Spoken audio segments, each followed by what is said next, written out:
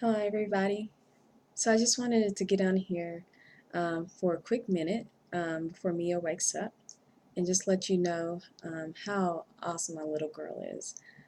Um, I recently posted earlier this morning a video of her running through the sprinklers in a park, but I wanted to give you guys the background and the context to that video. So this actually occurred yesterday. Um, I'd packed her up and planned to go for a walk in the park because I want to be more conscientious of my health because I want to be here for her as well as I want to be my best in my age. And she's full of energy, thank God. And I wanted to make sure that I am fully capable of running after her and keeping up with her and just being full of life for her because she loves to play all the time, even when I'm not up to it because sometimes I just feel exhausted. And I don't want that to be the case because she's such an awesome child, and I feel like she deserves an awesome mom with matched energy. So anyway, so I had told her yesterday that we would go to the park, and I promised her because she didn't want to leave the house. I mean, you can understand after being in the hospital room for so long, um, not being in your own place for days and weeks at a time, how much you would just love to be in your own place, your own space. And now, free from any kind of wires or anything like that, any feeding devices. So I had promised her that I would play with her, which I sadly did not get a chance to do. Our day ended late like it usually does. I'm working on that. But I promised her that I would play with her when we came back in her house if she would let me go for a walk. So I was so focused on going for a walk and, getting a good workout. I wanted to walk fast. And so Mia was adamant about bringing this little toy ice cream cart with her. And I was like, oh, because I really didn't feel like trying to log that around. I told her that she would have to be responsible for it, and she promised she would. And I knew that it would follow me, I just knowing that going in. Long story short, so I'm sadly with a little attitude um, hauling this little ice cream cart for her to cross roads because the park that we're going to is full of, it's like in the middle or the center of the city. And so we would have to cross several little roads to get to the actual park. And so I'm carrying it, and right as we get across the first road, there's a group of adults. And her face lights up, and she's got her mask on. And so she is trying to get their attention with her little voice, her soft voice. And so I'm helping her by getting the adults' attention. And I think they had just come from a bar because there are several bars in the area. And yeah, so I can smell slight, alcohol on their breath. But they weren't like, so intoxicated that they couldn't function or anything like that. They seemed pretty functional.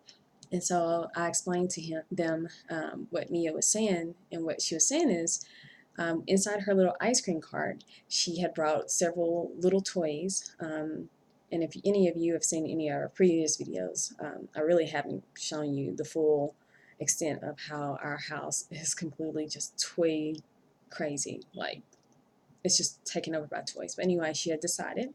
And I was so proud of her because I've been talking to her about let's give toys away. She's been attached to them. She's one of those kids who's not unappreciative. She plays with her toys. She'll go back and play with toys from like when she was really little. She's very appreciative of each and every one. So this day she decided she was going to go to the park.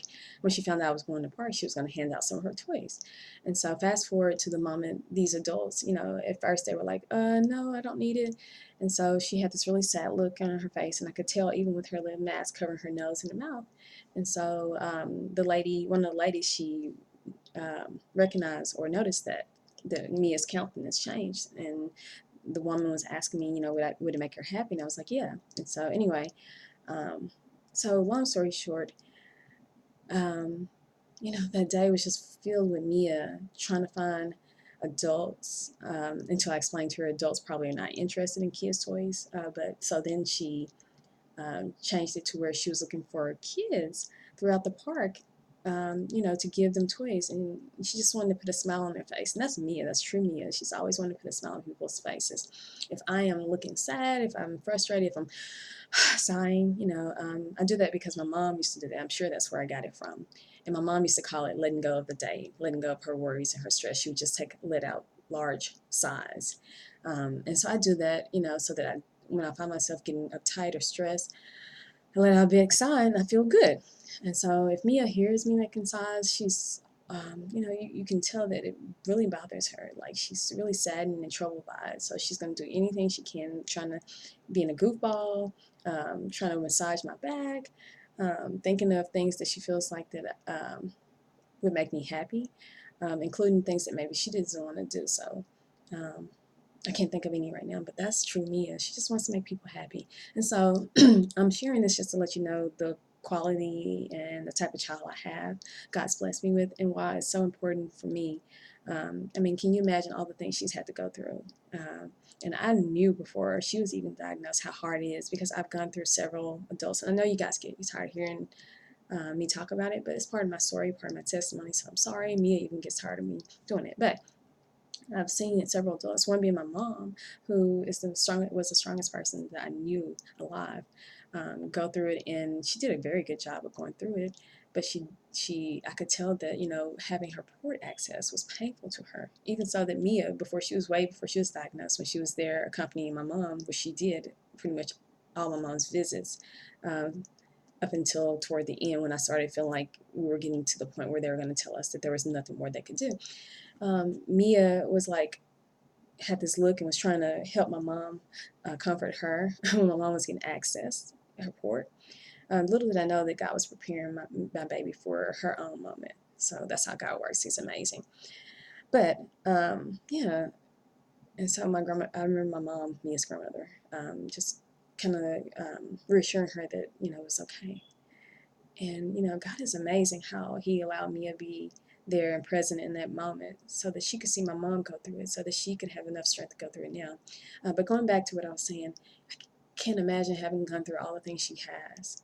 Um, and still having such a positive um, outlook and positive persona, I guess is what I'm trying to say, or personality. You know, she was like that before, but oh my gosh, just so much more now. She is so concerned with making other people happy, you know, that she sacrifices herself at such a young age. I don't see many adults even getting that and doing that in their lives. So anyway, I just had to take a moment to brag on my girl. And so in the midst also of her giving away her toys at this park, there is a sprinkler in the center of the park. And Mia's seen it plenty of times and wanted to do it, but she couldn't because she had a port that couldn't get wet. She still has one port, but the other one had wires that hang from it, so they couldn't get it wet. You know, it was a risk of infection. And so, oh my gosh, you know, what a blessing that this time I could say, yes, you could go, even though she didn't have bathing suit on. And at first, initially, I was like, no, you can't, you know, because we're not prepared. We're not in a bathing suit. But then I was like, oh my God, this child's waited forever to be able to do these type of things, you know. And what greater opportunity for her to just fully live life. And I want to allow her to do that. It was beautiful for me. It was just so heartwarming. She's teaching me so much, and just watching her live her life. So anyway, if you guys get a chance, check out our YouTube channel. Our channel's name is Life as We Know It. That's Life as We Know It. It's kind of hard to find it that way, so it's better if you can find a title of one of the videos, such as there's the first one that I posted was Play Imitates Life, and it's very grainy and dark, and you can't really understand what's going on unless you read the description. I always read the description. Um, so yeah, find us there. And then also I have a blog that's been ongoing forever, and I've picked it up and put it down and neglected it. But hopefully I'll pick it up this time and pretty consistently contribute to it. It is called the THE Next Chapter, and it's on blogger.com. If you'll type in next chapter, no, the next chapter. I think you can also Google it and find it. So I have that, and then I have an Instagram page. Actually, I have two, but one is not really developed. But I am beginning a business as a life coach, and I have a Instagram channel called, or a page called Life Coach by Camille. I think it's Life Coaching by Camille.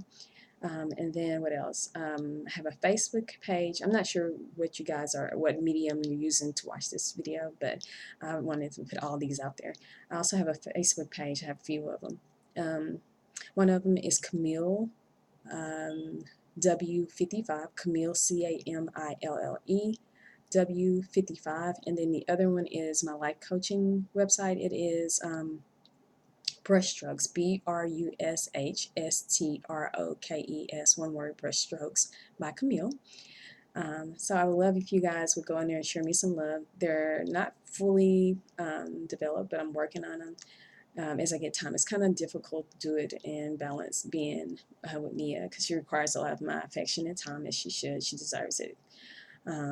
So be patient with me. Please give me feedback, guys, because it helps me to feel like I know what's useful. It helps me stay motivated, because when I don't get any kind of feedback, any comments, then I'm like, ugh, nobody's watching, nobody cares. Maybe this is not useful to people. And so it's hard for me to share my creative self to other people when I don't feel the reciprocity, or feel like it's reaching anybody, or touching anybody.